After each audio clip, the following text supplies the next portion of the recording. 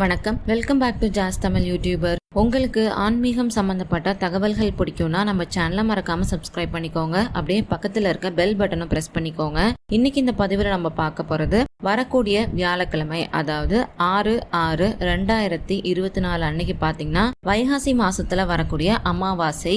இந்த அமாவாசை திதி அன்னைக்கு பாத்தீங்கன்னா குரு, சூரியன், சந்திரன், புதன், சுக்ரன் இந்த 5 கிரகங்களுமே பாத்தீங்கன்னா ஒன்னா சேர்ந்து ரிஷப ராசியில அமர போறதுனால இந்த அமாவாசை ஒரு அரிய அமாவாசையா ஜோதிடத்துல சொல்லப்பட்டிருக்கு. அது மட்டும் இல்லாம இந்த அமாவாசை ரோஹிணி நட்சத்திரத்தோட சேர்ந்து வருது இன்னுமே விசேஷமானது. இந்த அமாவாசை திதியில முன்னோர்களுக்கு நம்ம தர்ப்பணம் செய்யறது மூலமா நம்மளுடைய முன்னோர்கள் சாபம் எல்லாமே விலகும், நம்மளுடைய கர்மா குறையும், முன்னோர்களுடைய ஆசிர்வாதம் நமக்கு கிடைக்கும். இதனால நம்ம குடும்பத்துல இருக்கக்கூடிய கஷ்டங்கள் எல்லாமே தீரும் அப்படின்னு சொல்லப்பட்டிருக்கு. குறிப்பா இந்த வைகாசி மாதம் வரக்கூடிய அமாவாசை பாத்தீங்கன்னா மகாலய அமாவாசைக்கு இணையா சொல்லப்பட்டிருக்கு.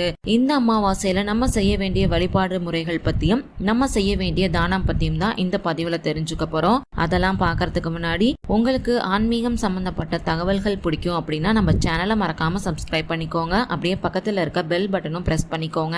இப்ப வாங்க நம்ம வீடியோக்குள்ளார போலாம். இந்த அமாவாசை தினத்துல முன்னோர்களுக்கு நம்ம செய்ய வேண்டிய திதி, தர்ப்பணம், காரியம் இது எல்லாமே நம்ம தவறாம செஞ்சிடணும். நீண்ட நாட்களாவே நம்ம முன்னோர்களுக்கு நம்மளால எந்தவித வழிபாடுமே செய்ய முடியல, தடைப்பட்டுக்கிட்டே வருது. குடும்பத்துல எந்தவித நல்ல காரியமுமே நடக்க வழி இல்லாம இருக்கிறவங்க எல்லாமே இந்த அமாவாசை திதியில முன்னோர்களை நினைச்சு வழிபாடு செஞ்சீங்க அப்படின்னா உங்க குடும்பத்துல கண்டிப்பா அடுத்தடுத்து நல்ல காரியங்கள் நடந்துகிட்டே இருக்கும். இன்னும் ஒரு சில பேருக்கு பாத்தீங்கன்னா அவங்களோட மகன் வாழ்க்கை சரியா அமைஞ்சிருக்காது, அவங்களுடைய மகள் வாழ்க்கை சரியா அமைஞ்சிருக்காது, இல்ல அவங்களுடைய அடுத்தடுத்து வாரிசுகளோட வாழ்க்கை சரியா அமையாம ரொம்ப கஷ்டப்பட்டுக்கிட்டே இருப்பாங்க.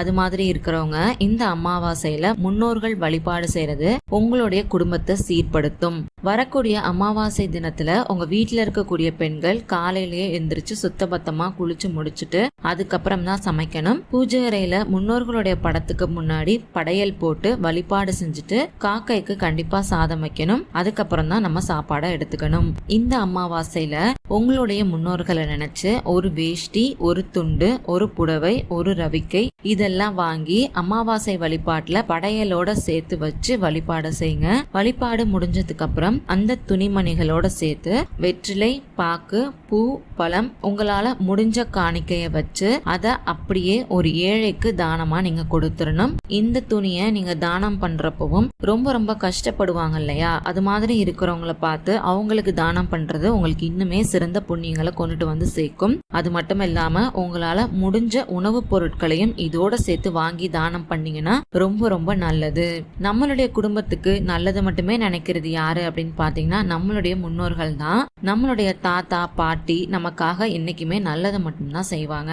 நமக்கு ஏதாவது ஒரு கஷ்டம் அப்படின்னா நமக்கு முதல்ல வந்து நிக்கிறது யாருன்னு பாத்தீங்கன்னா அவங்களா மட்டும்தான் இருக்க முடியும். நம்மளுடைய குலதெய்வத்துக்கிட்ட போய் நமக்காக முறையிடக்கூடிய சக்தியுமே அவங்களுக்கு தான் இருக்கு. உங்க குடும்பம் கஷ்டத்துல இருக்கு, அந்த கஷ்டத்துல இருந்து உங்களுடைய குடும்பத்தை நீங்க வெளியில கொண்டுட்டு வரணும் அப்படின்னு நினைக்கிறீங்கன்னா வரக்கூடிய அமாவாசை தினத்தை தவற விடாம உங்களுடைய முன்னோர்களுக்கு இந்த வழிபாடு செஞ்சு பாருங்க. நிச்சயமா உங்க குடும்பம் கஷ்டத்துல இருந்து வெளிவரும். அது மட்டும் இல்லாம நம்ம செஞ்ச கர்மாவுடைய தாக்கத்தினால ஏற்படக்கூடிய பிரச்சனைகளையுமே நம்மளால கம்மி பண்ணிக்க முடியும் அப்படிங்கிற கருத்தோட இன்னைக்கு இந்த பதிவை நான் இங்க நிறைவு செய்றேன். உங்களுக்கு இந்த பதிவு பயனுள்ளதா இருந்துச்சுன்னு நினைச்சீங்கன்னா மறக்காம லைக் பண்ணி, ஷேர் பண்ணி, கமெண்ட் பண்ணுங்க. அது மட்டும் இல்லாம உங்களுக்கு ஆன்மீகம் சம்பந்தப்பட்ட என்ன மாதிரியான பதிவுகள் வேணும்னு நினைக்கிறீங்களோ நம்ம சேனலோட மெயில் ஐடியிலயோ இல்ல கீழே இருக்க கமெண்ட் பாக்ஸ்லயோ எனக்கு தெரியப்படுத்துங்க. அந்த மாதிரி பதிவுகளை வரக்கூடிய நாட்கள்ல நான் தரேன். நன்றி, வணக்கம்.